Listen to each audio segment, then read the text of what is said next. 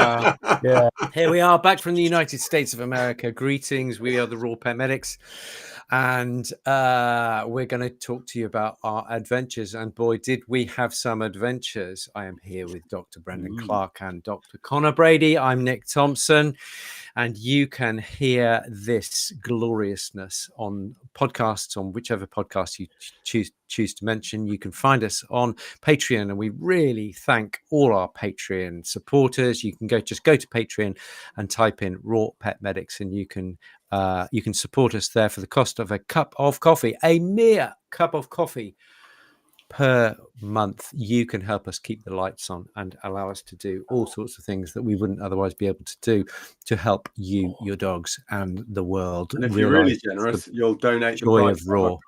You'll donate the price of a coffee. Oh, well done. Yes, thanks, Connor. Donate the price of a coffee in LAX airport. And yeah. which is about really what, $12 or something. Oh my God. I had the world's most expensive point in Chicago O'Hare.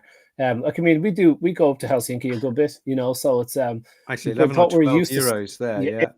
It was $13.50. And it wasn't even a full pint. You know the way they give you the pint glass, but it's like, it's short. And it's like, you can't never do that in Ireland. It's like, why did the tide go out? Just, you know, top it up.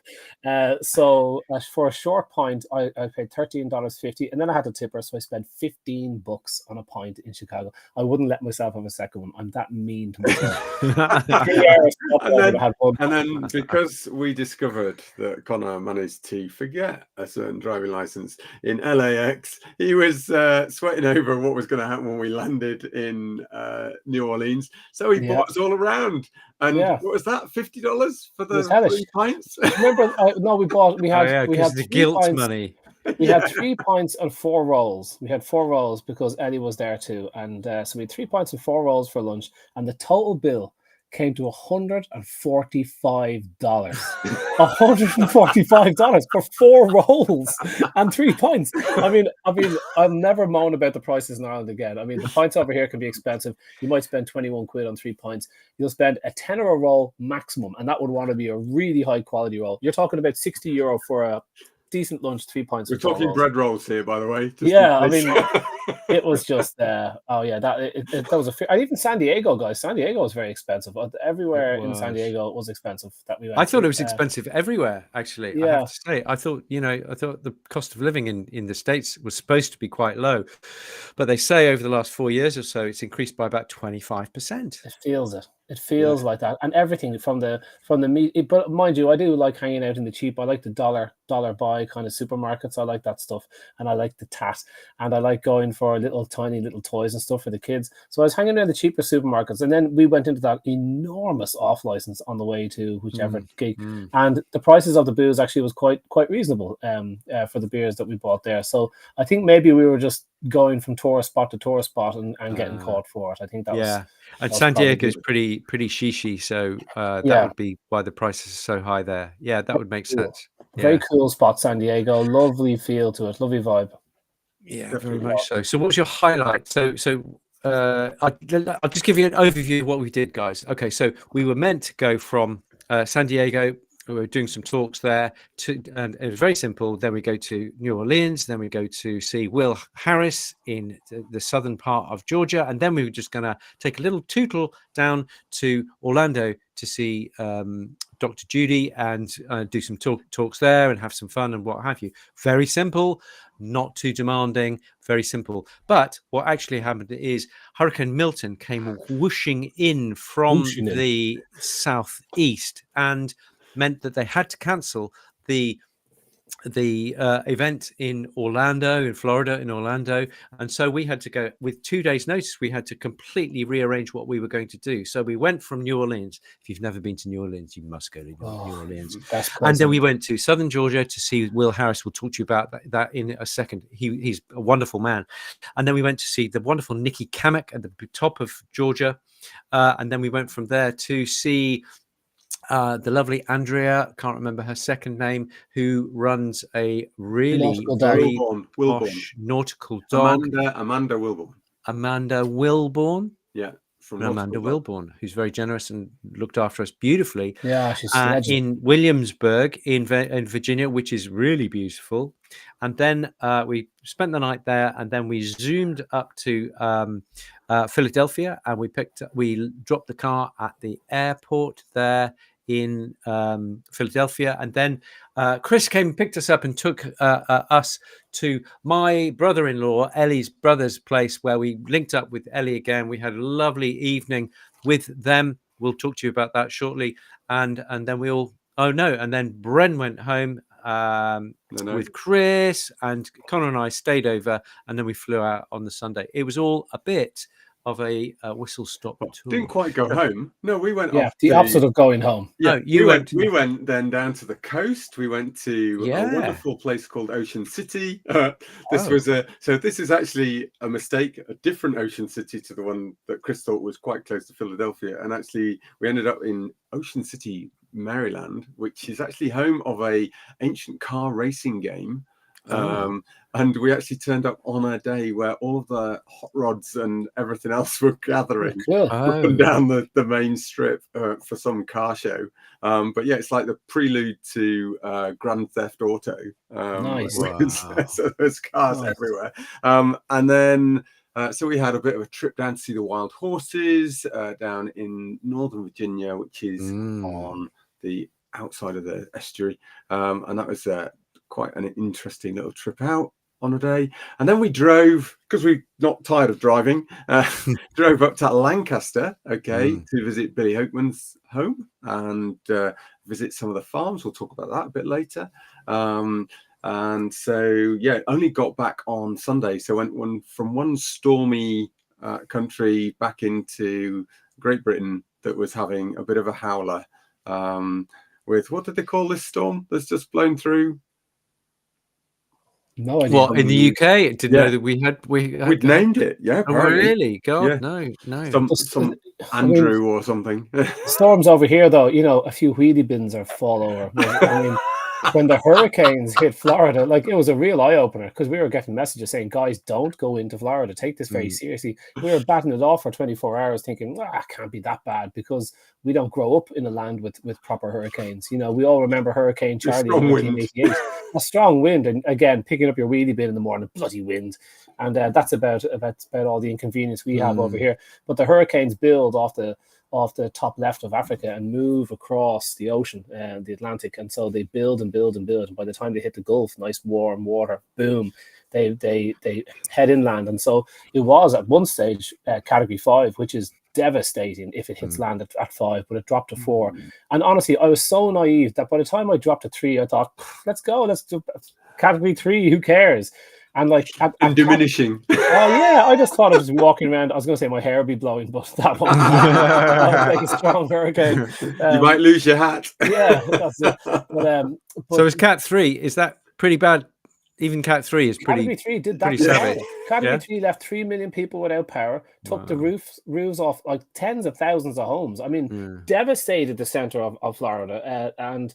The one previously that hit Georgia, was it Georgia for what is it? North Carolina? No, Helene. Which was the first time a hurricane had hit in them for a long time. They weren't expecting it, because it's the end of hurricane season and they don't normally hit where it's up a little bit above Florida. And that killed 260 people or so. So because they just weren't ready for it. Whereas so Florida, and the stories you hear from these poor people in Florida, like, it's very real, because you're a little bit totally out of it. You don't understand what it's like for these people, but they're in zones where some insurance companies will step off and say, look, we can't insure your home because the roof is coming off again next year when the hurricanes hit. And so this can be people that don't have a lot of means that need a home, and they'll move into these areas because they can afford to live there until the hurricanes hit. And so lack of house insurance is a major problem, because who's going to insure? I don't even know if there is. I assume there is hurricane damage insurance, because over here we'd call it an act of God. And but so I'm not sure, but I know a lot of people are in an awful situation. But in that part of the world, it would be astronomical, because every few years you're bound to get a the house is gone. So it's a very real issue. So But yeah, but anyway, look, everybody we know was safe. It was the right thing to do to cancel the gig. So that must have been a lot of stress for the Morgans. I mean, my God, trying to get something that size, 500 people sitting down, many more than that with trade stands, people floating around. It was a huge amount of stress involved in it. So difficult, but everything's okay, and that's the real thing. When you see the devastation, it kind of puts everything in perspective. It's like, oh, listen, who gives a shit? We'll just move it on to the next time, and we'll see them all in May, I think, next year, 2025. May, I think 12th, 13th in Orlando. Okay, yeah, cool. 12th, 13th. But what I did do, so with Ruby and some of the gang there, we gave them one of these amazing T-shirts, RPM USA. And what I did, because we were going to give them to Gwen, who is Dr. Judy's daughter, and Dr. Judy, but we didn't see them, so I wrote them a nice note and sent that through. So they should be getting that within the next few days, I hope. So thank you, Dr. Judy, and thank you, Gwen, for looking after us and getting us home.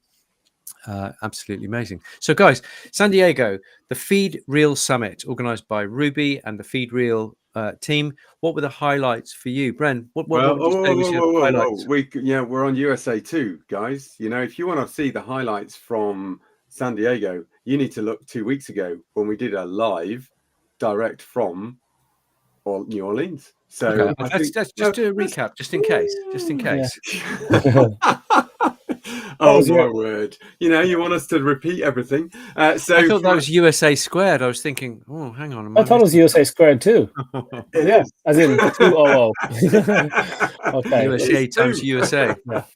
So, well, okay, Just a quick highlight, apart from my and Connor's amazing talks. Brad, what would you say? Yeah, you were a wonderful top and tail. Bless I'm you. not going to say who is who, but it was bringing the love from the UK across to the USA. I think they really appreciated it. Got lots of feedback on the ground as you guys were speaking, so that was great.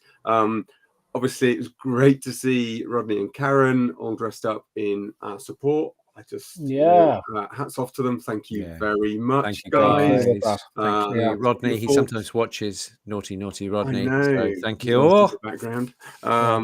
Just an unbelievable amount of work behind the scenes. You know, you see the talks, you might even see a recording of the talk, but the amount of energy those two put into their talks, and to all of the fans that are around them, the signing of books, the constant photos. I'm not surprised that they were so tired. It was great going for a meal afterwards with them and just being able to sort of catch up. But it was definitely, you could see it's a massive amount that they put into meeting everybody out there. So I think everybody that does meet them should appreciate just how much they love you all, and they want to be up and energetic for you all. But it does take a toll. So they do work really incredibly hard for the cause. Those two. So kudos to you, Karen and Rodney.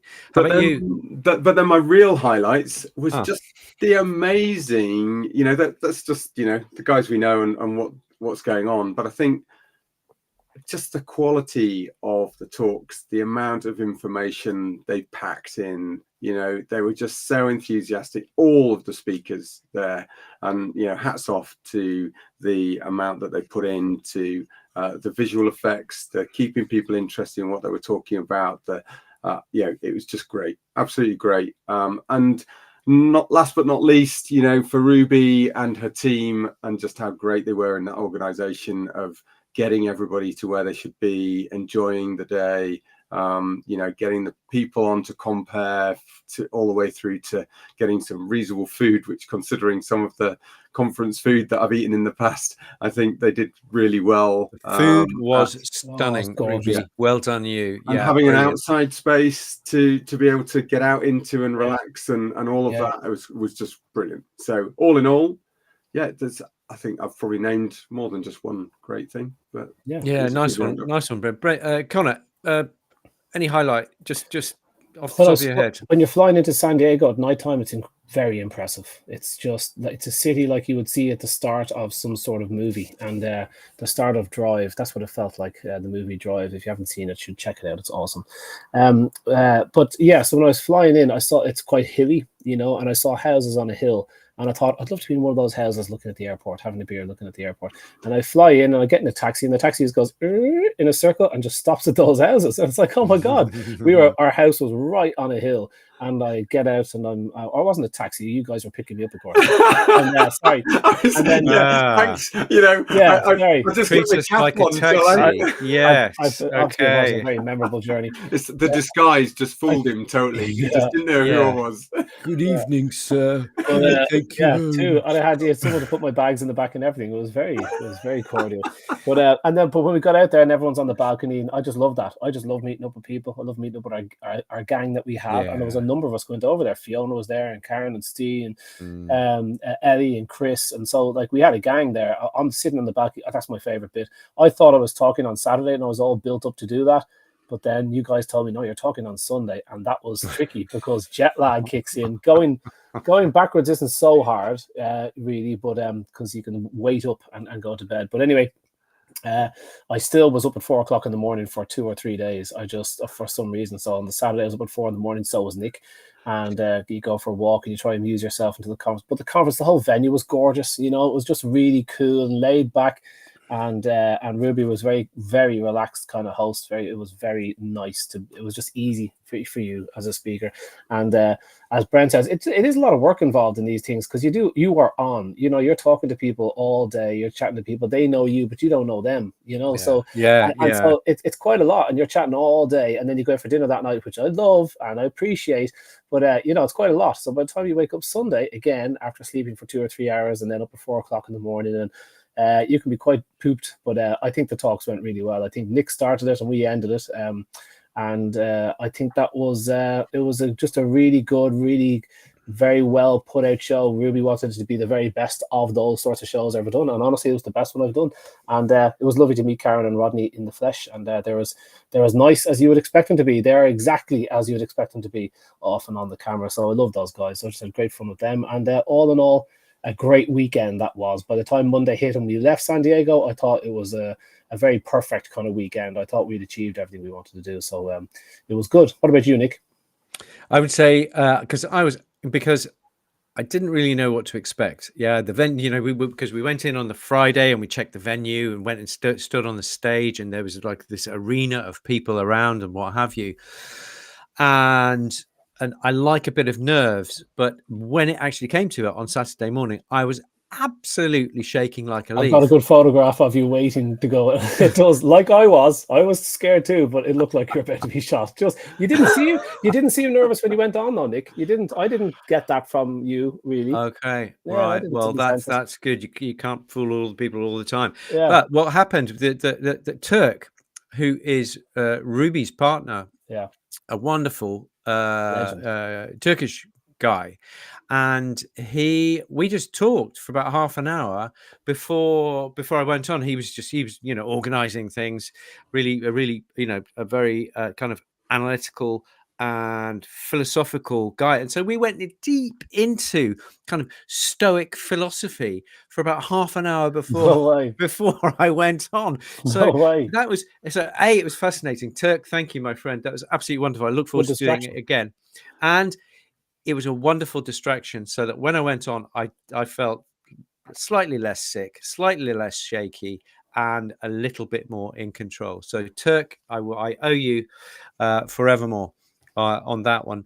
And I just felt just being there, the vibe was wonderful. Yeah, people from all over the world. There was there was a wonderful guy called Lee Carroll, who is a herbalist and medicinal mushroom guru, who was most impressive. And so talking to him was amazing. Rita was there in all her glory. Love Rita. And so she's just great to be around. She's fun and she's cool and she's knowledgeable. And so just meeting all those new people and catching up with old people. Rob Kelly from Fairchild was great. Yeah, it was really great. Susan Decker. Susan Decker. Great to see her. She's a nutritionist, big buddy of Karen Becker. So we've got Becker and Decker. And yeah, so just lots of really just very impressive people in San Diego, and it would have been as impressive in Orlando, I'm sure. I'm very disappointed we didn't get to do it, but I can't imagine how exhausted the three of us would have been had we done both. One week on, 1 week and then another. I was hoarse for about 3 or 4 days after coming home here. It takes a bit of recovery, and it does, and that's why we did not recover, because we went from the frying pan. We woke up Monday morning then from San Diego, and then we flew to New Orleans to start our driving. Everybody we spoke to in New Orleans, they're like, "You're what? You're driving where?" We had no idea the distances that we were about to cover, and this was before the hurricane hit, and then sent us driving north and doing. So we did the entire. I've always wanted to drive that. I've always wanted to do that drive. So how lucky were we that I didn't even have to drive it. I just sat in the back of the car, and you guys did the driving. I could just sit there. And... Before you say anything, so it was really interesting. I hadn't ever realised until I was having a chat up in New Jersey, and then sort of like thought, oh, is that right? Okay, so then I double checked with Billy, and hadn't realised that, guys, it's actually illegal to open any alcohol in the car. What? And you can be fined up to $1,000 and wouldn't be fined. 2 days in prison. Oh, the driver would be. No, not no, me. the passenger drinking gets fined. Wow. The driver also gets a fine. So there were some interesting points where it's good. I don't think I actually opened any alcohol in the car, but I think maybe once. But Dr. Brady on the back, who forgot his license and therefore couldn't drive the car, he was just being chauffeured around like the Queen of Sheba. Don't say nothing, because he won't be allowed back in May. So just I wasn't drinking beer. None of us did. And we weren't working. So it's so fortunate that we were just drinking pop. We were. Yes, absolutely. We were. So we landed in New Orleans and shadow of our former selves. And that night we thought we'll just go out for a nice meal. We went out for a gorgeous meal, little restaurant right beside the hotel, and it was real cool. And the drinks were quite strong. And then we were like, "Ooh, I'm kind of feeling like I don't want to go home yet." And then it's like, okay, we'll just have a quick look on this main street. I think it's called French Street. Frenchman Street. And we got out of the taxi anyway, and we went into the very first bar that we came to. And it was just a series of numbers, like the 3042 or something, quite famous place. We didn't know. We just walked in. Everywhere is playing music. You just walk into this dark bar. You get past the bouncers. They want to see your passport for some reason. I mean, I don't look 18, buddy. Just let me in. But so we got in anyway, and this band comes on, and it's just the tightest band ever. The kind of, you're worried that it's going to be this jazz, highfalutin jazz that you can't even tap your foot to, which I don't like. I really like. I'll leave you tell your own joke, Nick, about your mate with the jazz. But this band gets on, and they're just really cool. Great music, some Stevie Wonder tunes, and just really good. So good that your man starts talking and goes, "Yeah, so this is our drummer from whatever band, and he's quite hot shit from whatever." And the saxophonist is a Grammy Award-winning. It's like a Grammy Award-winning saxophonist. Like it's like the Oscars, guys. It was so every single musician, and people come in off the street and hop up and start playing with this. So there'd be 2 saxophonists playing. The guitarist would change. Like it was exactly what you thought it would be. And we didn't leave that bar. We walked in and then eventually left it at 3 o'clock in the morning. And went home. It was like we got 10 foot into the actual main street. That's all we got, and it was just heaven. I could stay there for weeks. And it was such heaven that as soon as the guy asked, "Is it anybody's birthday?" And because and then there was some fan in the audience that said, "Oh, yeah. Might be his." yeah. And Connor's right up the front there. It was his birthday at some point in this year.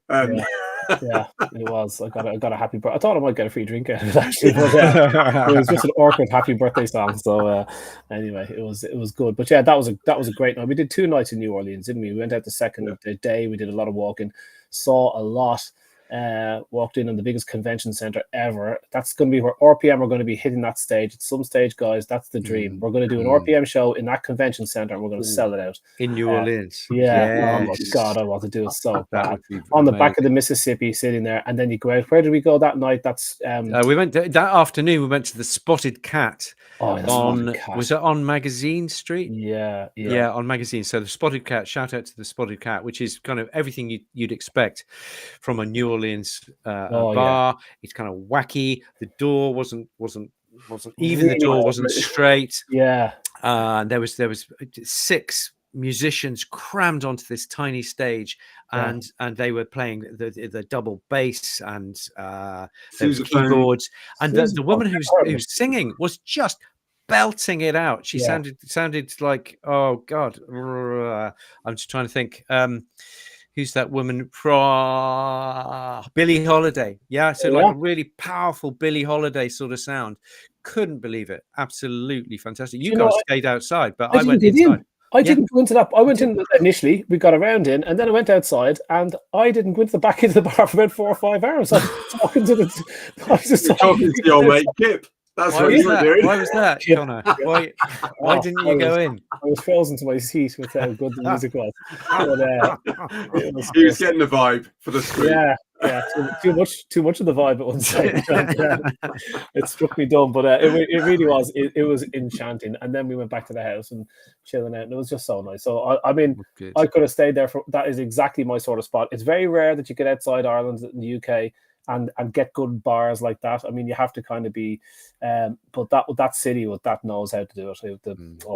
So good. Oh, Vicky's just chiding you slightly for not getting the pronunciation of New Orleans. New Orleans. New Orleans. You can't say that in the UK. You can't say New Orleans in the UK because you sound like a dick. Yeah, absolutely. But I was saying it over there, New Orleans. I was over there. It's okay. Yeah. So it was great. I've got a number of photographs here of one of Nick standing at the top, because Nick he chose to wear an Irish kilt at the start of his show, and I want to show you a great image I have of him waiting to get on, just kind of short of backstage. And so I've got a number of photographs. I'll put them onto Patreon. I'll show you the Spotted Cat and a few other nothing too incriminating fellas. Don't be stressing. Don't go so quiet. See how quiet it went there for a moment. I'm just trying to line up my retaliatory photograph. Yeah, I was going to say it could be an escalating war of incriminating photographs. Yeah, mutual destruction we have. Mutual destruction. Yes, starting quite innocent, but ending disastrously. So what happened after New Orleans? This is and then it was. So we are. Is it Tuesday? No, Wednesday morning. Wednesday morning. Or was it Tuesday morning? Tuesday we went along through Alabama, through a bit of Florida. Wednesday we picked up the car. It was Wednesday. Okay. Connor wasn't allowed to drive because he forgot his license. You dickhead.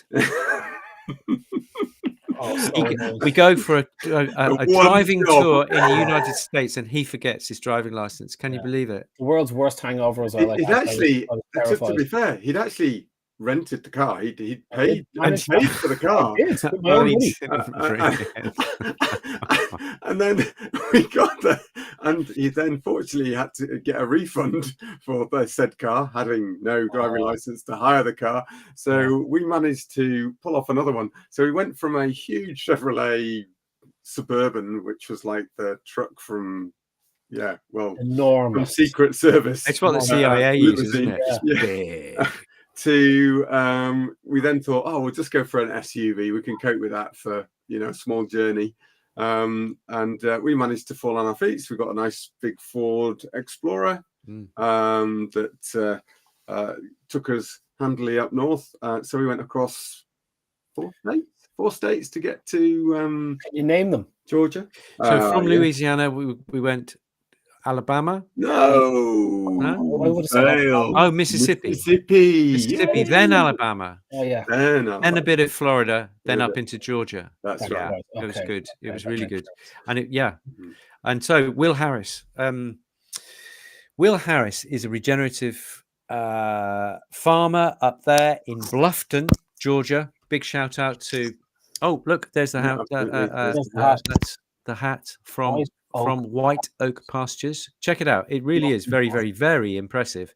And so he's one of the top 3. If you think of Gabe Brown, if you're interested in this stuff, check out Gabe Brown, check out Joel Salatin, and Will Harris. He's top 3, the Holy Trinity, if you like, of the top regen farmers in the USA. And he gave us a whole morning of his time. We met for breakfast. He bought us breakfast. We are that lucky that we have been bought breakfast by the great Will Harris. I mean, this guy is big. He's been on Joe Rogan. He's met Alan Savory. It's like Elvis Presley.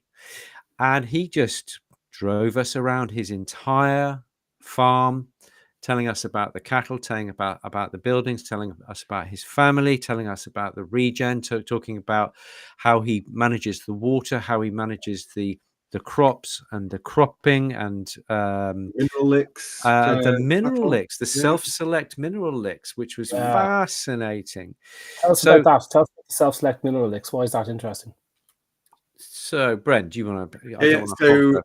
So from a point of view of they intersow various crops of various grasses. They have huge issues with certain flights of moths, which will devastate some of their plant crops in the May time. So they tend to reseed quite frequently. They're reliant on organic matter from the cattle and other animals, really being dragged into the earth, and to try and feed that naturally without putting loads of chemicals on and artificially. They will put in certain plants to try and draw up the minerals, but it is quite a sandy ancient seabed soil, so there are relative poor areas of mineralization being brought up into those plants because of the base soil. So what they do is that he takes various individual mineral mixes rather than just a big one-off lick that they get everything in, and then he allows at the water stations these huge plastic barrels that are tilted slightly downwards to stop the rains washing it all out. And they are able to just travel around those barrels and take the minerals that they want out of the 8 barrels, I think there are on any one mineral feeding station. Zoo pharmacology, isn't it? It's the cow knows what she needs. I need a bit more phosphorus. I need a bit more calcium. I need a bit more whatever the top 6 or 7 or 8.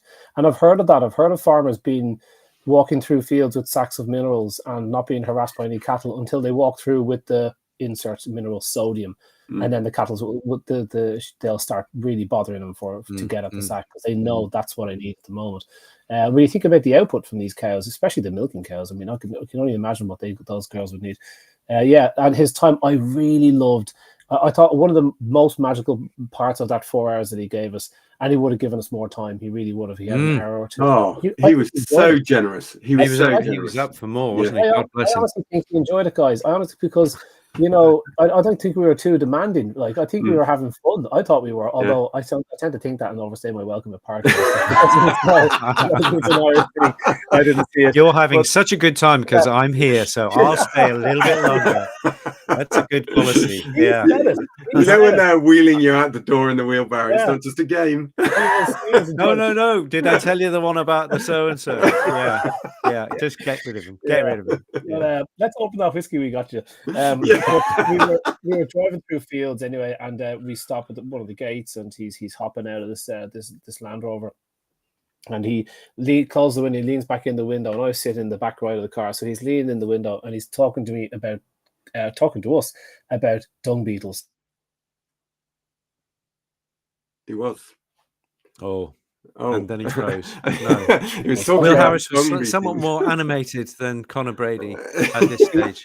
Say again, Brady, sorry, because sorry. you You froze. got to dung beetles, and then he said, "See those cow pats?" He goes, "I love those dung beetles."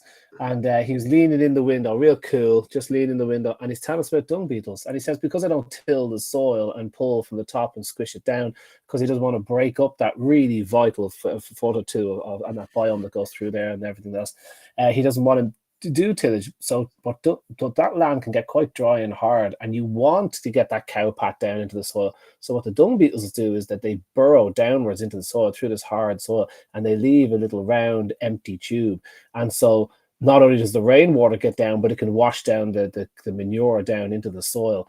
And then there was more to it. Like that was the first bit, and I thought, oh, that's very clever. Yeah, that I can see why you'd like that. But then it goes on, and then some other animals make a home in the tube, and on and on and on. By the time he was finished talking, I thought, my God, from a humble dung beetle, that is what most farmers want to kill. They want to kill all the kind of insects and whatnot.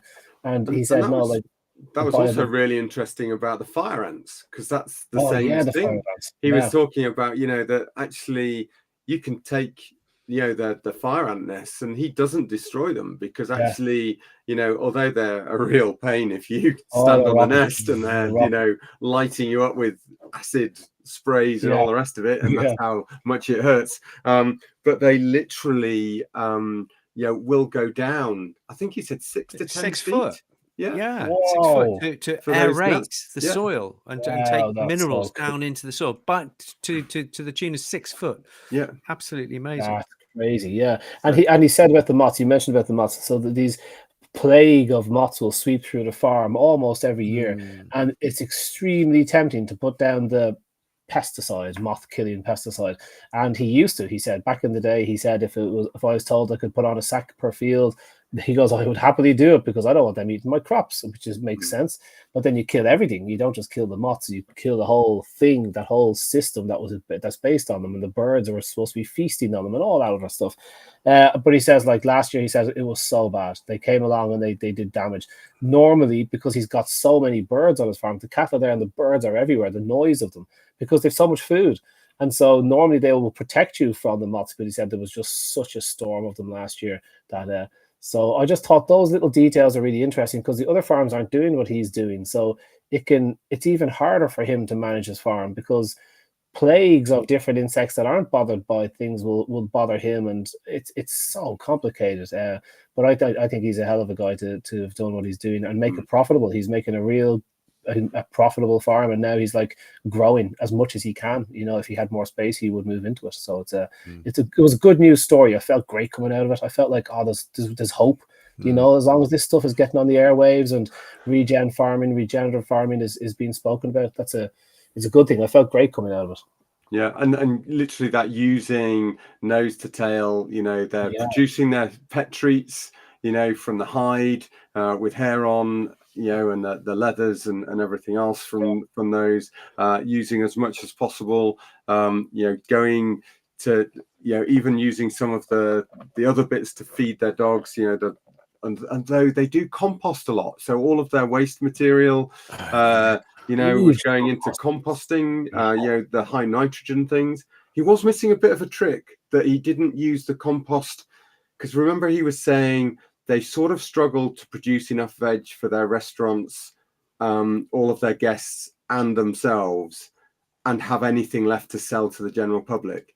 And actually, I think he was missing a trick, because what they do is they spread that compost straight back out onto the fields, and they could have at least cycled it once through their veggie patch to really take the hungry veg, up a level with their nitrogen levels, before they then scrape that out and put that out onto pasture. And when we're talking about compost here, guys, these piles they must have been what, 10, 12 foot tall, and a pile, but this pile was probably about 100 meters long, and there were what, 6, 8 of these 100-meter piles. That's compost. Okay, and that's how he's driving the nutrients back into his soil. It is so impressive. And that, as well as the cattle wandering around all this land, dropping manure and urine, and then they'll tow all that material into the ground and then move on. He's moving the cattle every day, every single day, so that they'll eat down, because he's got quite a high density, and then he'll move them on to another pasture. And I said, how easy is it to move them on? And he said, you just click your fingers, you open the gate, and they're there. You do 600-800 head in what did he say? 3 minutes or Oh something? yeah, he said it's just literally like opening the floodgates, and they just go through like those herds of wildebeest on the plains of Africa. It's just Because like, they know they're going to a new fresh pasture straight want away, the so best they're stuff. totally up for it. So Yeah. you don't need to cowboy them at all. A child could do it. You just open the Yeah. gate, they go through, and you close the gate, and off you go, and you Yeah. just do the same the next day. So it's quite a low intensity Yeah. thing. You do have to move them. You've got to have great fencing, and you've got to have water everywhere, and all that sort of stuff. But once that's set up, you just like yeah, they do that sort of spoke system, don't they? Where they Yeah. have the water station and the mineral station in the middle, which has access points to the various pastures, Ah, and then they sort of move them around that clock face. oh, that's to interesting. get I through think that's there. an Alan Savory thing, isn't it? The Yeah, clock so- face thing. It's yeah, clever. You hear what he said about the parasites. So he said if he pulls up close to his girls and he's looking at them, and he said, look, he goes, you won't see a lot of insects on these guys. So I was expecting, you know, These are the cattle, not his cattle. daughters.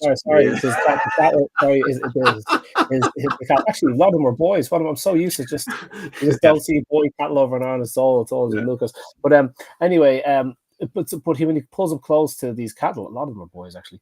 There was hardly any flies on them. So I was expecting him to have, you know, a thick blanket of flies, a lot of birds around and stuff. I thought it was the birds keeping them clean. He said no. He said we pull out, we take away, we turn into meat. The cows that have parasites, he goes, and what we have here are cows that don't have parasites. So it's a thing that you can breed into a population. And I thought, you know, if these animals were out walking around doing their own thing, that's exactly what would happen. You would find a hard time finding a mate when you're covered in flies. It's just much more. You'd be distracted, wouldn't you? You'd be distracted by the flies. I mean, it's literally like, you know, there's the people in the world that you take to a nice place like you know, Georgia, and they get bitten to death by mosquitoes. And then there's the person on the other side of the table that's drinking beer and just ignoring the fact because they're barely getting a red dot. And you know, and I would say that's exactly what you're experiencing. Those people that aren't used to necessarily being in that environment, being bitten to death, and those that don't. And there is that different odor that they have.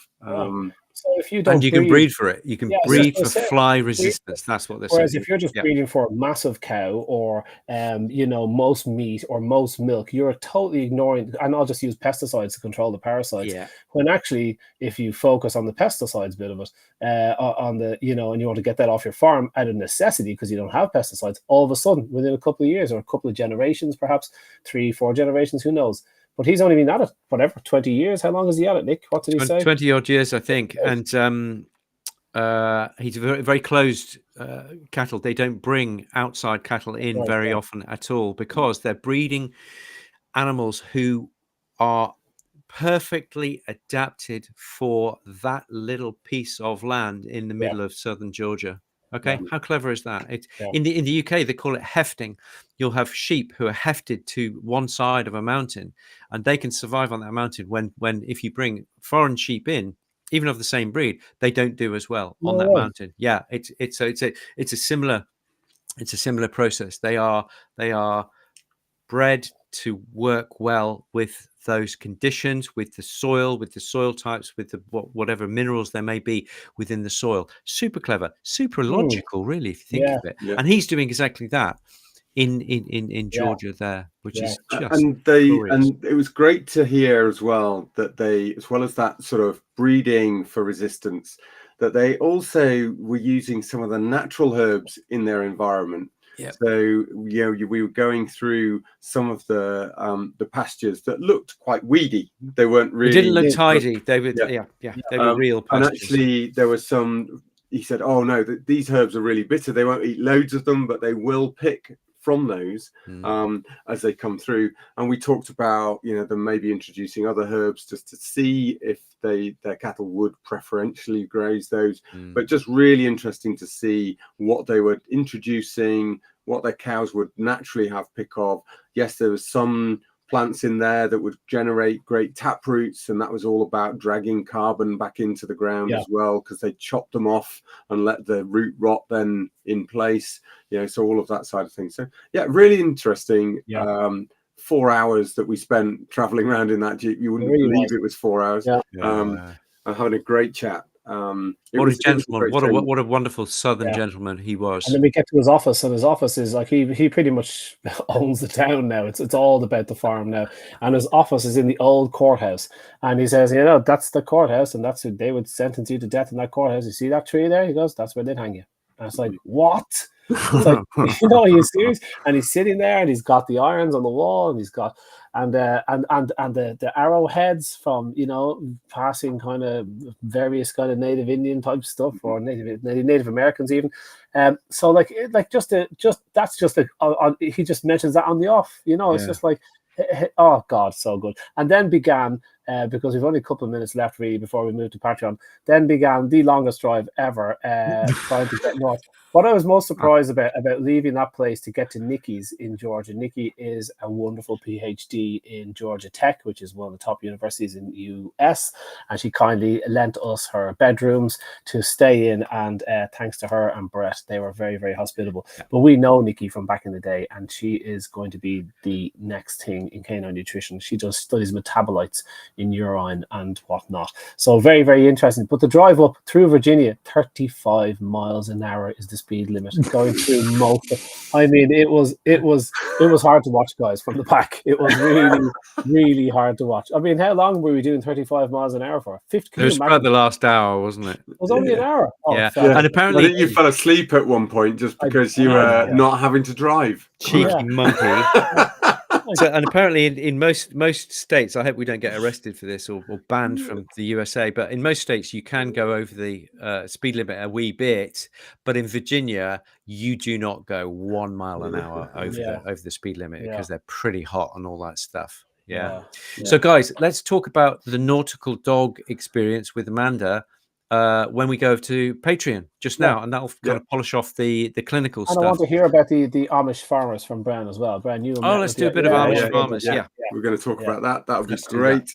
Well, brilliant. So if you want to join us over on Patreon .com/raw pet medics, for that price of a pint, especially an American pint, you can support us. That will sort us out. You can support us, and we're always looking for entertaining ideas, so please do share if you've got things you want to know. You can use that as a community just to share ideas, share thoughts, ask questions that we can maybe use in future podcasts, etc. And don't forget to listen to us on your favorite podcast station, whether that be Spotify, Amazon, the BBC. I think we can possibly BBC, Apple. You name it. They wouldn't have Nick on the BBC, surely. I'm the only one of us three who would get through. The more you demand it, the more they've got to play it. Anyway, that's the they're one. Not going to let a Yorkshireman in, and they're certainly not going to let an Irishman in. Fair statement. Chaps, now come on, it wouldn't be cricket, So look, it's been great catching up with you guys. Thank you for welcoming us back. We're so grateful for everybody who showed their support while we're out there, and we will see you again next week because it's Q&A, so don't forget to line up your Q&As, and that's where to ask them over on Patreon especially, but also when you see the post go up after today. So have a little look at that and ask your questions. We look forward to seeing you all next week. Take care, guys. Take care, guys.